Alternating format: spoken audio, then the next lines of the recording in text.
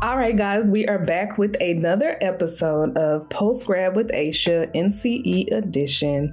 And today we're going to get into talking a little bit about Section 4, treatment planning. And in the previous video, I did kind of like a brief summary of what each of the bullet points actually mean. And so for today, what I'm going to do is I'm going to go into some sample questions, and then I'll break down the explanations pretty much to each one of the questions. So I know it's been some time. Thank y'all for being patient with me, but running a private practice, having an entire staff, and opening up a new location took me down, y'all. I'm just letting y'all know ahead of time. So I'm going to try to finish out these last 3 sections. Finish out Section 4, and then hopefully I'll be able to post Section 5 and Section 6 much faster / sooner than I did between 3 and 4, if that makes sense. All right. So again, my name is Asha Creary. I am a licensed professional counselor here in the state of Texas and an approved licensed professional counselor supervisor in the state of Missouri. I am an educator, a mentor, and again, a clinic director of Crave Counseling. And again, we're located right here in Texas. We have a Round Rock office, and now we have a Killeen office. So super excited about those things. Now, let's jump into it. We already kind of went through the explanation of this section, so I won't go into detail anymore beyond that previous video. And now we're going to talk a little bit about how many questions are actually on the test regarding treatment planning. So this section is really only about 9% of the test, or about 14 scored questions. And so for this particular section, it's very short, it's very small, and it's important because this section can also make or break you, as I mentioned before in some of the previous sections of the NCE. So 14 questions can determine whether or not you pass or fail a test. So you may do great in the other sections, or almost great, or, right on that cutoff cusp. But if you don't do great in one of the smaller sections, it could potentially impact your overall score. So just be mindful of that. All right. So question number 1, it says psychoanalytic therapy primarily emphasizes what?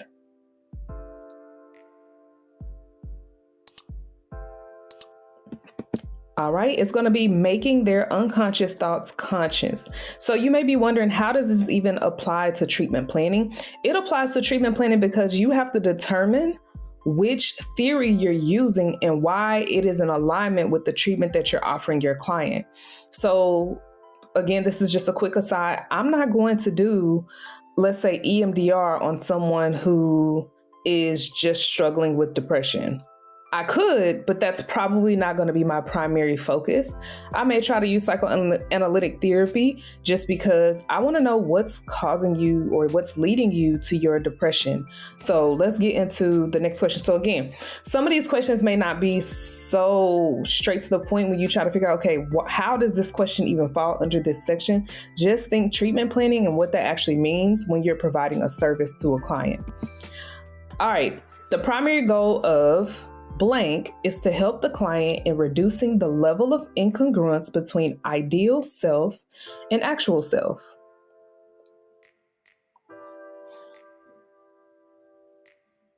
When you think about existential therapy focuses on how do we get here? What decisions did I make in life that led me to this very existence? So when you think about existential, think lived experiences that led me to this existence, this point in life. What happened? Gestalt resolve conflicts and ambiguities that result from the failure to integrate features of personality. So are you showing up as your authentic self in the world? And then reality therapy is making sure that a client is able to fulfill their needs in life, or fulfill whatever they feel like their purpose is going to be. But think fulfill needs, reality, how are you being fulfilled? Alrighty, a client may begin to feel temporarily worse when they enter into the blank phase of therapy.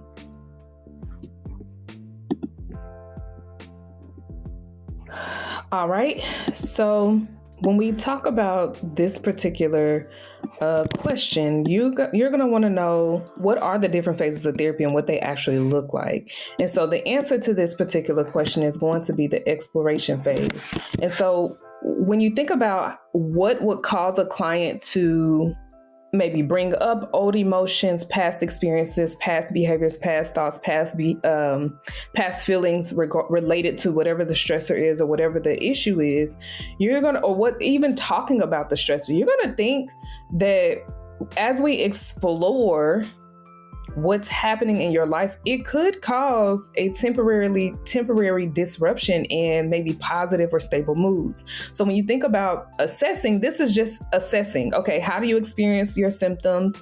Are you on any current medication? What are your goals for therapy? And what are some challenges you may have in any past history of mental illness or physical illnesses that may be causing you to seek therapy?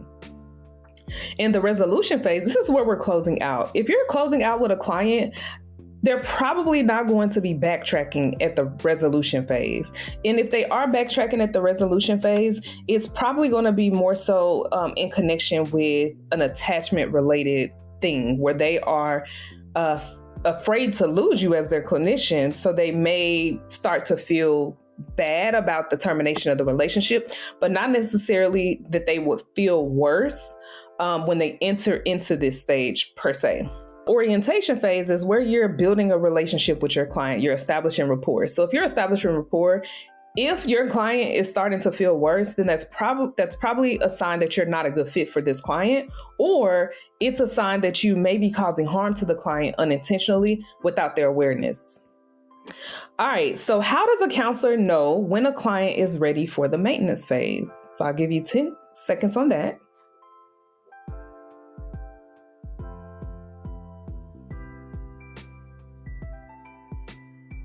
All right, it's going to be B. So if you look at the answer choices, let's talk about why these don't make sense.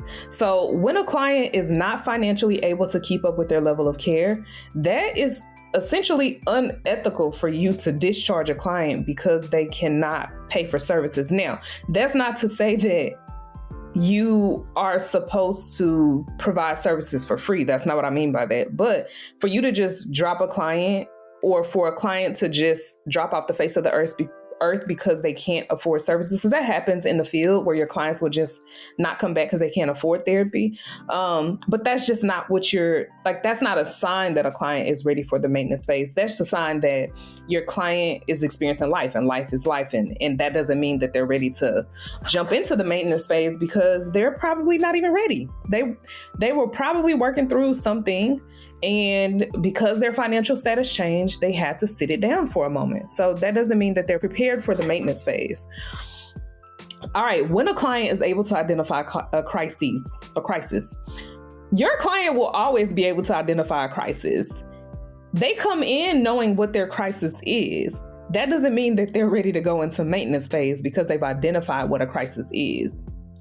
And then D, when a client shows an overall reduction in the intensity of symptoms.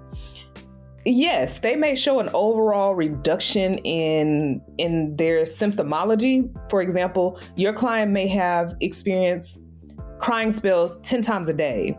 And after working with you for about 2 weeks, maybe they're down to 2 times a day. That still doesn't mean that they're prepared for the maintenance phase, because the goal is to alleviate the symptoms, not cure, but alleviate or significantly reduce. And yes, 10 to 2 is a significant reduction, but that doesn't mean that your client is actually prepared to be placed into the maintenance phase, if that makes sense. So then the next, the reason why B is the correct answer choice is because these clients have taken what you have taught them in therapy, and they have been able to implement them in new situations that they may have not brought up in therapy, or even just new scenarios where they come back to therapy and they say, you know what, I used that skill that you gave me 3 weeks ago and it actually worked. I feel good about it. I feel comfortable using it, and I feel safe to do X, Y, and Z. All right, next question. Kaplan's mental health consultation states that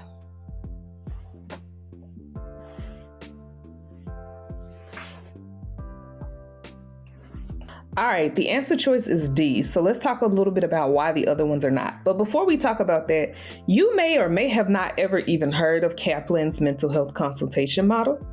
But I will tell you that the biggest thing that you want to know is, what is consultation, period? this is a model, but what is the purpose of consultation and why do you need it as a clinician? And what the dynamic looks like out in the field. So Kaplan's mental health consultation states that it is not effective in helping a counselor make ethical decisions. That is not true. That is why you seek consultation, is if an ethical dilemma comes up, you need support with it and you can't really determine what are the next best steps. So if you can't determine what the next best steps are, what are you going to do? You're going to seek consultation. So that statement is not true because it says that it's not effective in helping a counselor make ethical decisions. Kaplan's mental health consultation states that a counselor needs to find a mentor to help them solve dilemmas with clients. Partially true, but the wrong term here is mentor. A mentor helps you in growing your skill. A mentor helps you in building a private practice. A mentor helps you in everything, right? In everything related to growth. Consultation, for example, a counselor should find a consultant to help them solve ethical dilemmas. A mentor, again, would not necessarily be one to help you solve ethical dilemmas because that's not the role of a mentor. So if you understand the role, the different types of clinician roles, supervisory roles, there's a supervisor that's a consultant, there's a supervisor that's a mentor, there's a supervisor that's a teacher, and there's a supervisor that's a coach, right? And each of them serve different roles in the field. And although a supervisor can be all of the roles below, for the sake of this question, this is saying if a counselor finds a mentor doesn't serve in a role of consultation. All right, C, Kaplan's mental health consultation states that a situation in which the consultant takes on the client responsibility, shared responsibility is required. That is absolutely not true. Now, yes, your supervisor will have a shared responsibility or vicarious responsibility based on the code of ethics and based on your state licensing board, depending on where you are. But I believe all states, if you have a supervisor listed or attached to your license, some may title themselves as a consultant/supervisor. They will take vicarious responsibility. But for the sake of this particular question, responsibility is not required. I'm not necessarily responsible for your client as a consultant, depending on how my role is connected to you. Like if I'm just a colleague in the field and you're reaching out to me for a consultation, I'm not taking on shared responsibility for your client. Now, if I'm your supervisor and you behave unethically, yes, I do have to take on the responsibility of that client should you become incapacitated or should a situation happen where you are harming a client. It's my job to protect and gatekeep the industry. And so if you just know what the word consultation means, and if you understand the different roles, and if you understand what a supervisor/consultant is, it'll better help you answer questions like this. So again, regardless if you knew what Kaplan's mental health is, the correct answer is D, because it's meant to supplement problem-solving policies that are in place. So for example, we have a code of ethics, but if you're not following your code of ethics, your job is to reach out to a consultant or seek consultation while you are working for an agency, while you're working for a private practice, whatever your dynamic looks like. Seek consultation, and it's meant to supplement the rules that are already out there that helps prevent you from having ethical dilemmas. But should one come up, that's what consultation is for. What is an indicator that an outpatient client that you are seeing needs a higher level of care? So I'll give you 10 seconds on that, and I'll try not to be long-winded in my response on this one.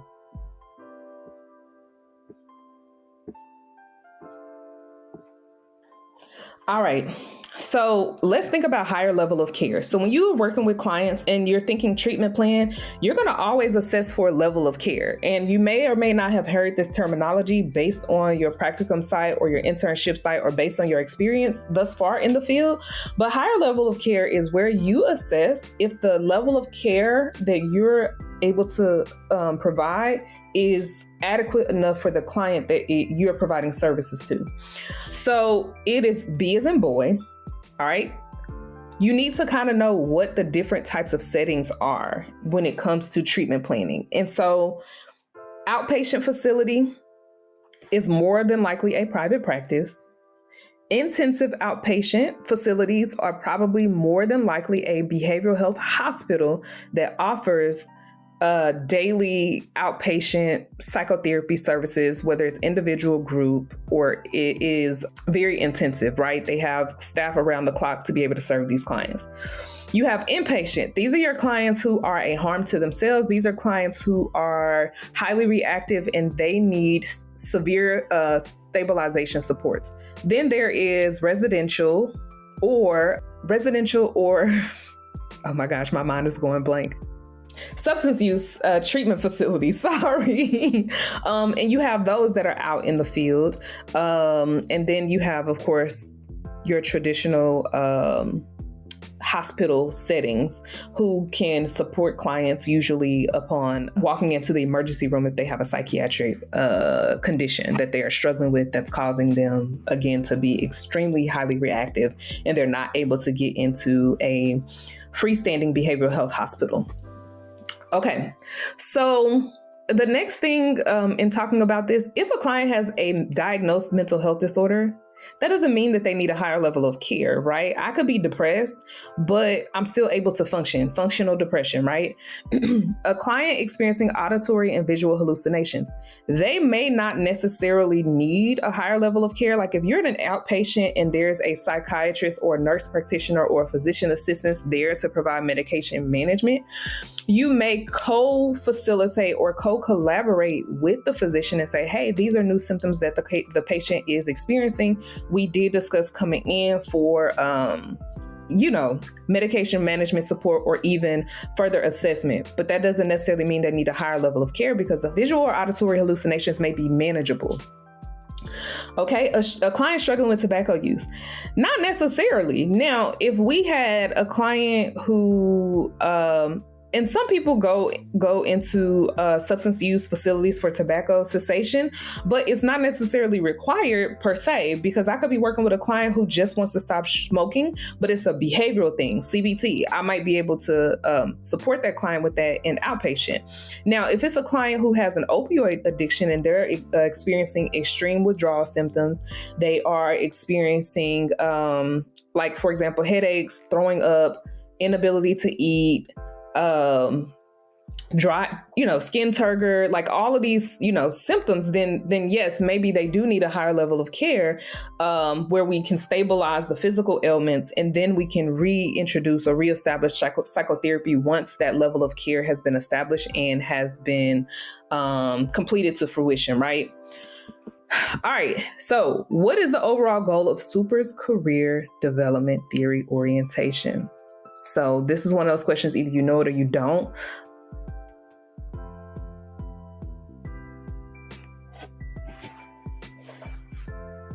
All right, so it's A. So if you think about the answer choices that are here, before answering it, you kind of need to have some sort of awareness between the different career development theories. So there is Holland, who has a theory. There's SUPER, who the question is about, who has a theory.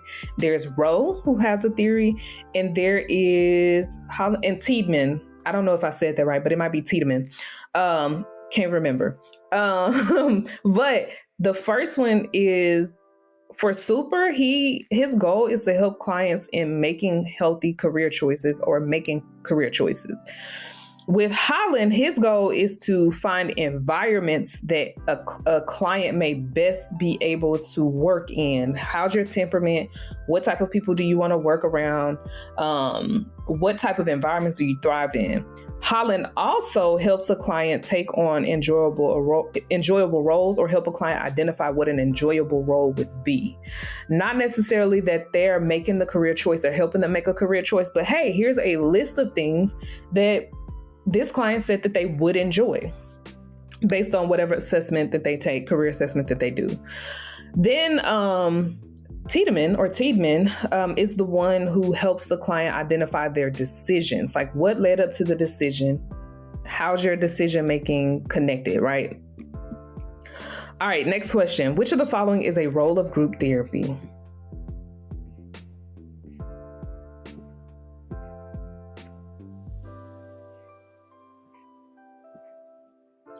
All right, the answer is neuter. So the first thing to think about is, which of these words are actual words that have been listed out as a group therapy role? Instigator and naturalizer, not roles that are listed. Neither is handler. Neutralizer is who's the person who's willing to compromise. Instigator and handler, not at all. Naturalizer, not at all. The word would be neutralizer. But then there's a neuter. There's a follower in the group, following behind people. Their job is to follow the norms of the group. When you see neuter, think follow. But specifically for this question, you need to know what are all the group roles. So there's a facilitator or encourager, same thing. There's a gatekeeper and an expediter, same thing. There is standard or goal setter. There's a harmonizer or a conciliator, which is the same, used interchangeably. Compromiser or neutralizer. Compromising, that's what I meant a minute ago. There's an observer, and then there's a follower or neuterer. So you kind of just need to know what are actual terms when it comes to roles of group therapy.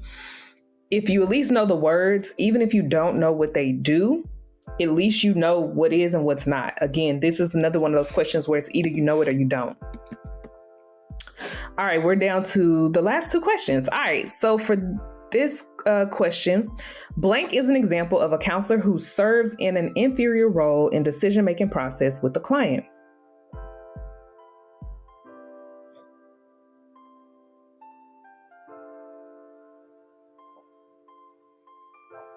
All right, so the answer choice is going to be a subordinate. So the biggest thing is to know what the difference is between the things, right? So lead ordinate, it's not even a thing you probably will or have ever heard of in counseling because it's not a thing, right? Then there's a superordinate. So superordinate is a common identity within an entire group. Antithetical assumes an opposing view or emphasizes right versus wrong. Okay, this is your person who's the devil's advocate, essentially. And then the subordinate is someone who is less than. So if I am certain, you got to also understand what inferior means. Inferior means beneath or below.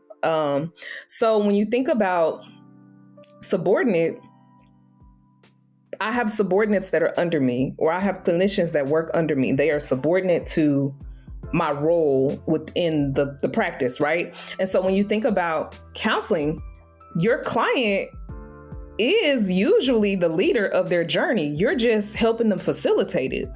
And so subordinate is, I guess, a synonym for inferior. So if you see subordinate and inferior in the same sentence or in the same question, 9 times out of 10, those two things go together. So a subordinate is where a counselor assumes an inferior role in the decision-making process or in making decisions for a client. I don't tell you what to do, but my job is to support you in helping you identify what you want to do. Never to lead you in that way. So just knowing what that word means, subordinate, or just the literal term or definition of subordinate and the literal term for inferior will help you better understand or answer a question like this. All right, last question. The main goal of behavioral therapy is to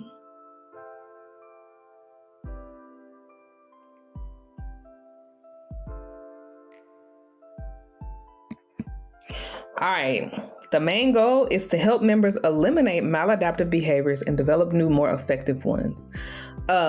So help members develop maladaptive behaviors.